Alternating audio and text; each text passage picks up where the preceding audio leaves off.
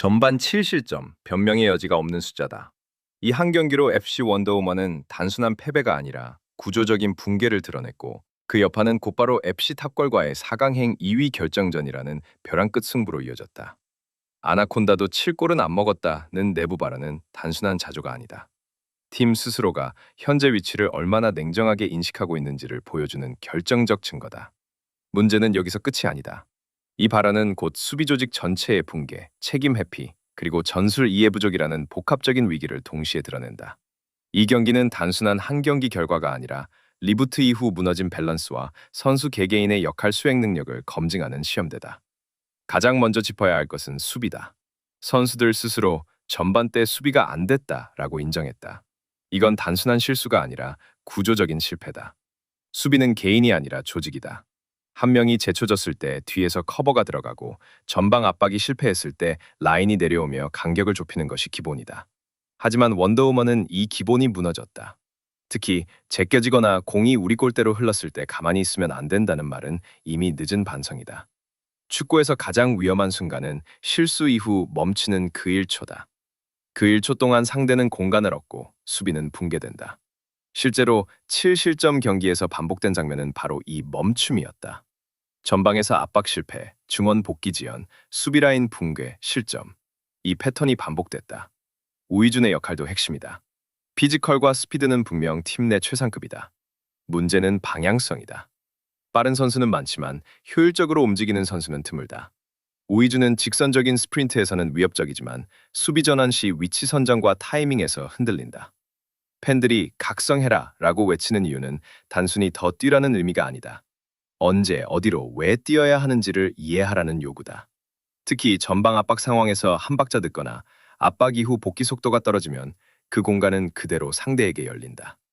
이번 경기에서 우이준이 얼마나 빠르게 전환하고 압박 이후 다시 수비 라인으로 합류하느냐가 승부의 핵심 변수가 된다. 반면 FC 탑건은 명확한 전략을 들고 나왔다. 백지훈 감독은 이유정을 1차 압박, 강보람을 2차 커버로 두는 샌드위치 수비를 설계했다.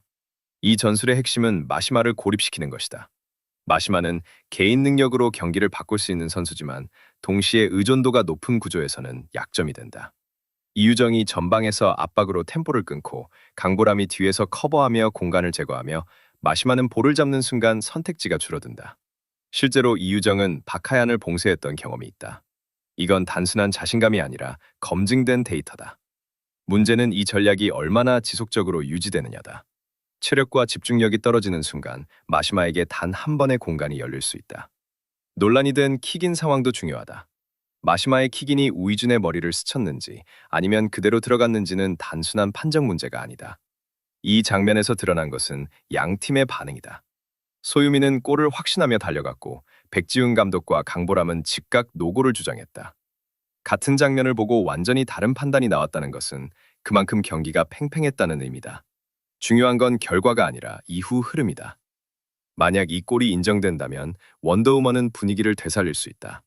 반대로 노골 판정이 나오면 탑걸의 수비 집중력은 더욱 강화된다. 결국 심판의 위치, 시야, 그리고 다각도 카메라 판독이 결정한다. 현진의 문제는 더 근본적이다. 패스, 퍼스트 터치, 볼 컨트롤.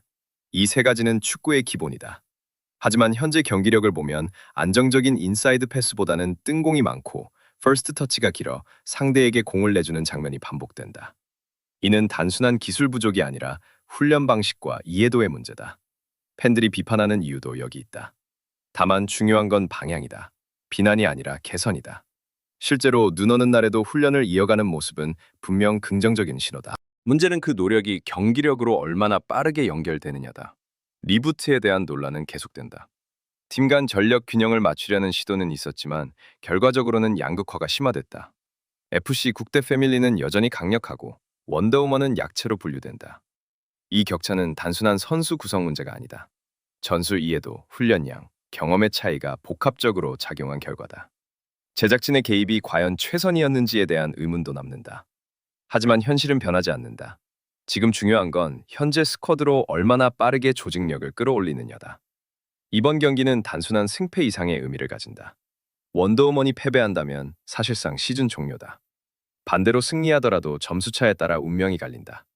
3점 차 이하 승리는 불확실성을 남기고 4점 차 이상은 기적의 가능성을 만든다. 이건 단순한 계산이 아니라 압박이다. 선수들은 경기 시작부터 결과를 의식할 수밖에 없다. 이런 상황에서 중요한 것은 멘탈이다. 체리나의 오늘 승리가 최고의 생일 선물이라는 말은 팀의 동기부여를 상징한다. 단순한 이벤트가 아니라 팀 결속을 강화하는 장치다. 실제로 팀 스포츠에서 이런 감정적 요소는 경기력에 직접적인 영향을 준다. 또 하나 주목해야 할 점은 탑걸의 공격 전개다. 이승현이 포함된 삼각편대는 단순히 수비만 하는 팀이 아니라는 것을 보여준다. 수비에서 공을 탈취한 뒤 빠르게 전환하는 역습 구조는 원더우먼의 약점을 정확히 겨냥한다. 특히 수비 전환이 느린 원더우먼을 상대로 측면 공간을 활용한 침투는 치명적이다. 결국 이 경기는 수비 안정 대 역습 속도의 싸움으로 압축된다. 팬들의 반응도 중요한 지표다. 골대녀는 더 이상 예능이 아니다. 라는 말은 이 프로그램이 이미 스포츠로 받아들여지고 있다는 증거다. 눈물, 분노, 책임, 압박, 모든 요소가 실제 경기와 동일하게 작용한다. 그렇기 때문에 비판도 더 거세다. 하지만 동시에 응원도 존재한다. 포기하지 말라는 메시지는 선수들에게 가장 중요한 동력이다. 결국 이 경기는 질문으로 귀결된다. 원더우먼은 무너진 수비를 회복할 수 있는가? 우이주는 속도를 무기가 아닌 전술로 바꿀 수 있는가? 현지는 기본기를 끌어올려 팀에 기여할 수 있는가? 그리고 마시마는 샌드위치 수비를 뚫고 다시 에이스로 증명할 수 있는가? 반대로 탑걸은 계획된 수비를 끝까지 유지할 수 있는가?